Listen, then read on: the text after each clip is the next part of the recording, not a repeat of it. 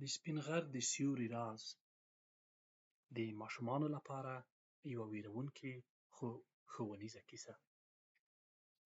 د افغانستان په ښکلي ولایت ننګرهار کې د سپین غر د لوړو غرونو په لمنه کې یو کوچنی کلی و.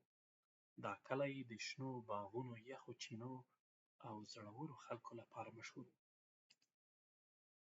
د کلي سپین ږیري به هره شپه ماشومانو ته ویل کله چې سپوږمۍ پوره شي او سپین غر سیوری اوږده شي، هېڅوک دې یوازې غره ته نه ځي، ځکه هلته د غر ساتونکي ګرځي. ماشومان به په حیرانتیا یو بل ته کتل. د غر ساتونکی؟ هغه څوک دی؟ سپین ږیري به یوازې موسکا وکړه. که زړه دې پاک وي، تا ته به زیان ونه رسوي.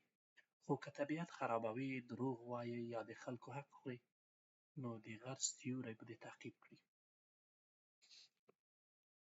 په همدې کلي کې دوه ملګري اوسېدل، امان او زرمینه. امان ډېر زړور و، خو کله ناکله به یې بې احتیاطي هم کوله. زرمینه بیا هوښیاره، صبرناکه او د مشرانو خبرو ته غوږ نیونکې وه. یوه ورځ ښوونکي ماشومانو ته وویل سبا به هر څوک د خپل ولایت د طبیعت په اړه معلومات راوړي. امان وویل راځه غره ته ولاړ شو، هلته به ډېر معلومات پیدا کړو. زرمینې وویل خو سپین ږیری وایي چې ماښام غره ته مه ځئ. امان وخندل دا خو یوازې د ماشومانو د ویرولو لپاره کیسې دي. د ماښام له لمانځه وروسته دواړه ورو ورو غره ته وختل. باد چلېده، د ونو پاڼې شرنګېدې. د لرې نه د هی د خلکو غږ راغی. ناڅاپه ټک ټک ټک، داسې غږ لکه څوک چې د لرګي په امسا روان وي. امان ودرېد. دا څه و؟ زرمینې ورو وویل راځه بېرته لاړ شو. خو هماغه وخت سپین لوګی د غره له تیږو راپورته شو.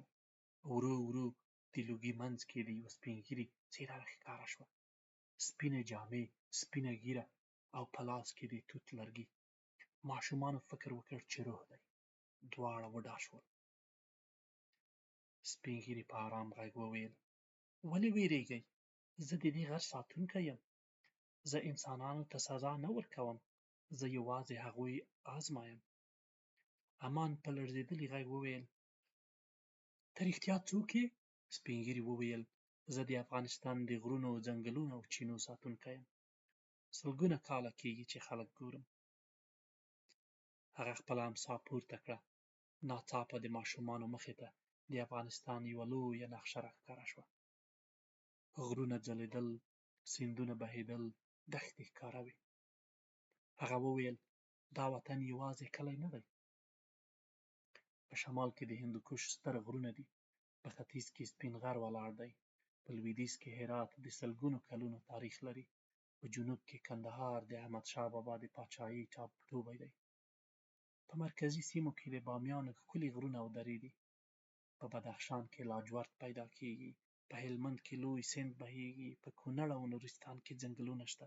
په بلخ کې د زرګونو کلونو تمدن نښې پاتې دي. ماشومان په حیرانتیا غوږ نیولی و. وروسته غر ساتونکي خپله امسا بیا وخوځوله. دا ځل د افغانستان حیوانات ښکاره شول.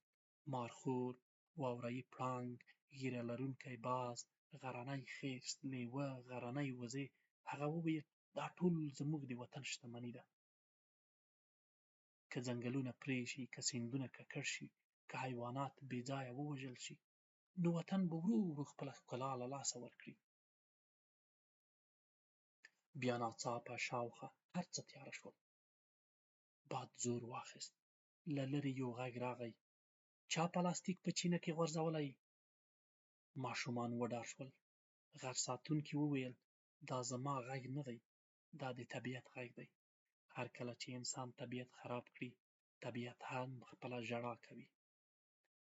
امان سر ټیټ کړ. ما تېره اونۍ د سیند غاړې ته د چپسو پاکټ غورځولی و. غر ساتونکي وخندل. هر انسان تېروتنه کوي، خو ښه انسان هغه دی چې خپله تېروتنه اصلاح کړي. غر ساتونکی ورو ورو ورک شو. د تګ پر مهال یې وویل تل دا درې خبرې په یاد وساتئ. لومړی خپل وطن وپېژنئ. دوهم طبیعت وساتئ. دریم د مشرانو خبرې واورئ، ځکه د هغوی تجربه د کتابونو نه هم لویه خزانه ده. سبا ښوونځي کې ښوونکي وپوښتل چا تر ټولو ډېر معلومات راوړي؟ امان او زرمینې د افغانستان د غرونو، سیندونو، ولایتونو، حیواناتو او تاریخ او د تاریخي ځایونو په اړه داسې معلومات وړاندې کړل چې ټول ټولګی حیران شو. خو هغوی د غر ساتونکي راز هیڅ چاته ونه وایه.